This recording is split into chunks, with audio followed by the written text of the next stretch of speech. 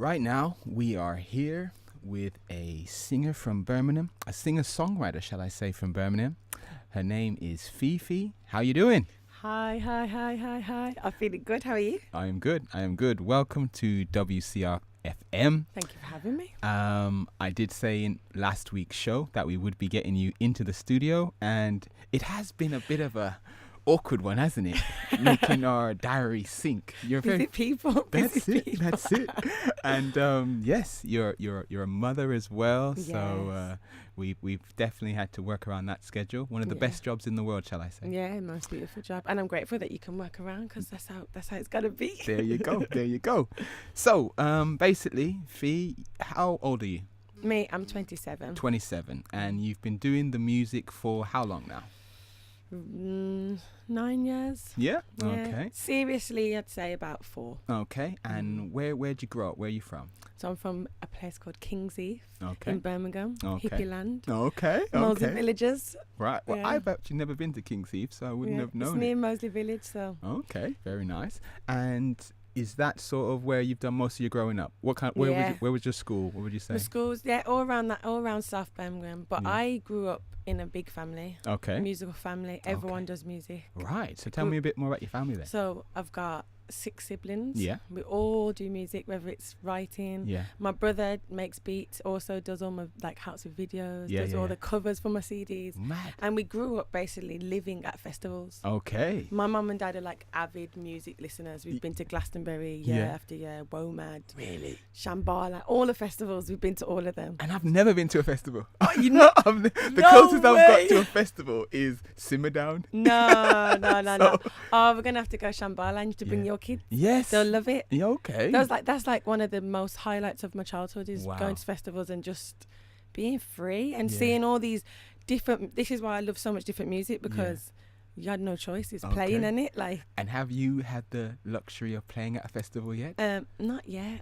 Oh, really, that's like a real milestone for me. Yes. Okay. Like in life, me and my parents joke when you're at Glastonbury. Yeah. We're gonna all go together and we're gonna. So what would you say was the biggest artist that you've ever seen at one of these festivals that you really remember as one of your main? 2 really. I remember meeting Khalees when I was about 13. Wow. Yeah, Okay. she was excellent. Yes. And Maloko. Oh my gosh, I remember they were wicked. Yeah. I really enjoyed more up to date. Rudimental, just because of the live element. It's all live. Yeah. And when we were kids, I think we watched Fela Kuti. Okay. So we're just taking it way back now. I don't know who they are. Okay. I might have to get No, you educated gotta now. know. Yeah. My mum Fela would be Kuti. disappointed in you. Oh no. He's like the African superstar of life. Really? Beyonce of Africa. Okay. No, I definitely. Because I shouldn't even say that. Probably people listening thinking Beyonce. He's way more important than Beyonce. Right then. So let's put it back now to yourself now. So tell me a bit more about your musical journey. Where did you sort of start off? I started off from really just social elements of hanging around with loads of MCs. Okay. And I think this is why my music, the way I write, is a bit like an MC more than a singer. Okay. Because I've got into music being around MCs, but not feeling confident or wanting to be an MC. Yeah. My older sister, Kazia Soul, has always been a gospel singer. She's always been in a gospel band. And I just was never the singer. I always did dance and gymnastics. And when I decided I wanted to sing, I was probably about 18, 19, and my brother took me to a studio because I stole one of his beats, didn't tell him, and then I just came I wrote this song, and when he heard it, it was this is sick. That sounds good. I'm gonna take you in, and he took me to this studio. It wasn't even a proper studio; it was in someone's house, but it wasn't a mic. It was an MPC mixing desk thing that you could hold the thing and sing into, but you had to record it in one track. You couldn't go back. I remember them. So I did my first song. I had to do it line by line, but you couldn't mess up. Okay. Wicked, Okay. So talk about your recording process. When did you start working with Apostle? Because I know you started around baseline times, probably around 1920. So good 7 years ago now. Okay. Yeah. Okay. So and he's really taught me a lot about structure, about just so much. He's just he really is he's the dad. Guru, man. Yeah, the guru, the gem. Everyone says this. Everyone says this. I'm so grateful that I've passed through his hands because I've really picked up a lot, man. I wouldn't be able to write and record the way I do without him. And you were recording at his house as well? Yeah. Yeah. Everybody's Sunday been mornings, there. 12 o'clock. Even if I went out, I had to go there. Yes. So I've been sat at the back of some of those sessions in that bedroom. I'm so grateful for that. He's had a lot of people pass through. So the name of that song, was it On the Low or was it, I can't remember. For what I recorded with Apostle? Yeah, the first time you started doing something with that. I can't remember what it's called now. Okay. It was really a long time ago. All right. Well, for me, when I first heard about you, it was more around the times of Be Mine. Yeah. So Be Mine, what 2013, and you were featuring with Daps on the map. And that's because I was following everything Daps was doing. Okay. And then I heard this song and I went, hold on, who's this vocalist on there? And then you invited me to a showing. Yeah, of our video. And that was it, of Be Mine. Yeah. And then that's when I was like, definitely, I've got to watch what this girl's doing, because on video, she's looking brilliant, dancing and everything. Dancing, how long were you doing that, or were you always dancing? I've always danced. The first class I did was African dance and I was 3. Okay, then. So I've never, it's rhythm. I'm in love with anything to do with rhythm. That's why rhythmic gymnastics, dance, and then it kind of naturally gone into making music. Okay, now with Be Mine, that's what I've been playing on this show quite a lot. The show's 3 years old, so I think we definitely played it 3 years ago. And then Lost in My Aura, the first one, came out. Tell us about that. So that's just like such a big part of my artistry now. It really changed me. So what happened is I started an EP.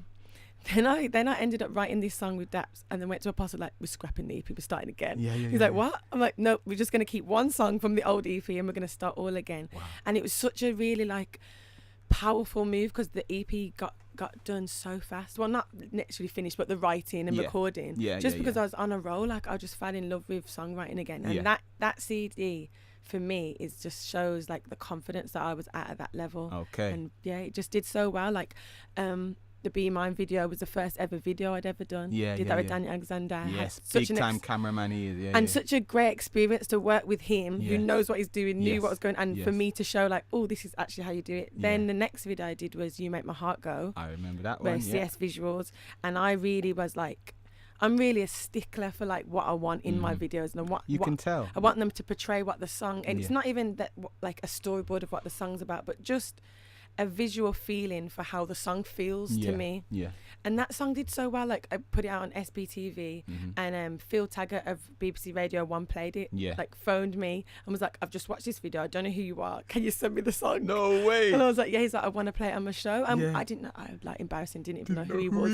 And then I realised, I was like, this is Radio 1. This is not even one extra, this is like, whoa. Big play. So it did so well, and like, and then is that how you started getting in with the London crowd then? Because you've done a bit. Well, I'd already been, basically, before Lima, I'd worked with a French producer called Von D. Okay. And Von D is a really well-known, well-respected dubstep producer. Okay. So we've got a song called Show Me, which a lot of people don't know is me. Yeah. But in London, it did really, really well, and had a remix by Scream. Yeah. So like it was doing its thing. So a lot of people, when they click, oh, PhePhe, wait, that's the same girl. Yeah. So that's kind of like in London, I'm more probably known for that, and just pushing out Lima just made it stronger. 10 times better to know that you've got a product now that you can push as well to add some weight to it. So how did you start working with Scorcher and all of them guys? Is it just for LIMA2 that's happened? Or so basically Scorcher messaged me about LIMA1, just saying, he messaged me saying, I rather listen to this in my car. It's sick. On Instagram. Wow. Just like, so I was gassed, and I just said, I want to work with you. Like, I'm a fan of Scorcher. It's not even I'm actually a fan, and that's what I do. I only work with people who I'm a fan of. Daps, before we did Be Mine, I'd been messaging him for about a year. He'd been blanking me. No way. I messaged him one day, said, can I do a remix of OK? He ignored the message. Oh no. So like, I'm just a person that will just if I feel like I'm a fan and there might be a possibility, you can only say no. Exactly. So then I just messaged Scorcher like, I've got this track, and then I'd already recorded my part, so it was like ready. I just sent him like, do you want to go on this? And he was like, yeah. Then it was a bit long. So then I put into gear again. I phoned him and I was like, I'm going to come to London. I'll pay for, where do you record? Yeah. I'll pay for your session. Yeah. I'll come. This is the day. And I just literally booked the session, and he just turned up, and he was excellent. Wow. He wrote his bar in the booth. Yeah. Now, I've never seen anyone do that before. Now, this is for the song that you sent over to me not too long ago, Insecurities. I haven't been able to play it on the show. I know. But naughty. Sorry. You will be sending me another one soon, or we might just have a little dabble in, try and make it radio ready. But a song that I have played on the show, which was last week for the first time, is Soul. Now that is a brilliant name for a song, because I think they all have a certain spirituality in everybody, and we all need to do things that increase and build up our soul. How did that one come about? That is kind of a continuation of me collaborating with the mastermind that is Mr. Figs. I was going to come on to him. Now, I know Mr. Figs. Good guy. Big up yourself, Figs, if you're watching. Excellent. He's like my musical big brother. I couldn't do this without him. He produced You Make My Heart Go. This is kind of like our follow-on. And the great thing that I love working with him is because when I say to him, I want to do something weird, he just gets it. I don't even have to like get on him. Yeah. Basically, that. When did you first start working with Figs, by the way? I didn't. We should have touched on that. Be Mine. Be Mine is when you first touched him. Okay, then. Be Mine, so about 2013. But I've known Figs for a long time before that. Okay. So it was just the inevitable to finally get a chat with him, and now I can't be without him. Yeah, need him. Man. You two are like the duo, because I know Daps probably more so than you, but I know that Daps is always with Mela, and Phe is always with Figs. That's the thing, and I'm grateful for that, because it's what you need. Like you need that person with you that you can keep bouncing off, because it's great collaborating. Like Insecurities, the producer for that's TRC. Like mastermind. TRC, yeah. So grateful that he sent me that beat. But because we're not continuously working together, we don't get to always produce something that's so different. Like me and Figs can keep bouncing off each other, and he just gets it. That Soul is actually, the first version of it is nothing like that. Okay. So he'd gone away and like kind of remade a new beat and sent it back to me and said, what do you think about this style? Let's go this direction with it. And I was just like, yeah, great, I'm gonna record again and start again. It's always a good thing when you've got somebody who can just see what lane, see what direction, or see what type of person you are and bring it out of you. It always helps. See, so, but yeah, man, you're blessed.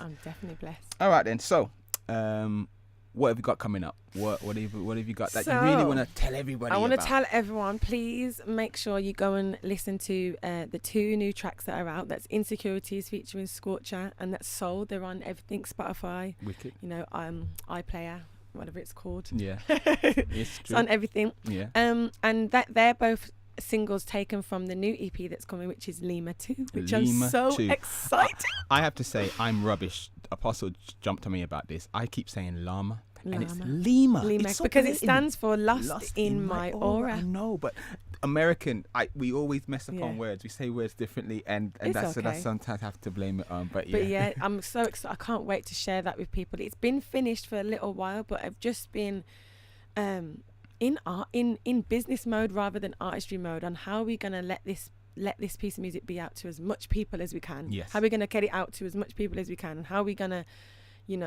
expand the reach. And basically the short story is that we just got to put the music out. That's right. That's right. It is true. It. Like, I've literally spent like a few months, and some of it's due with fear. As you said, I've become a mother, so I'd slow down a bit in music. I'd also change my branding. Do I want to portray myself like this now that I'm a mum? And how do I balance that? Do I pull back from showing people I'm a mum? Do I push forward? And the key was, you got to show you. You're a mum. You do music. Be honest yourself, and just put the music out and let it be out there, because people will listen to it and they'll let you know if they like it, and they'll let you know if they don't like it. Exactly. So that's what we're ready to do. So please look forward to me sharing that with you guys. Okay. If somebody wants to follow you for the first time, where would they be able to find your music? On everywhere, YouTube, Instagram, Twitter, and SoundCloud, it's always PhePhe Music, which is PhePhe Music, one word. And get in touch if you need anything. I'm here. Brilliante. Thank you very much, PhePhe, for coming down to the studio. It has been a pleasure. And thank you for playing the music. Yes, and we will definitely continue to do that. We're going to close this interview now, and we're going to play Soul. Thank you. On 101.8 WCRFM.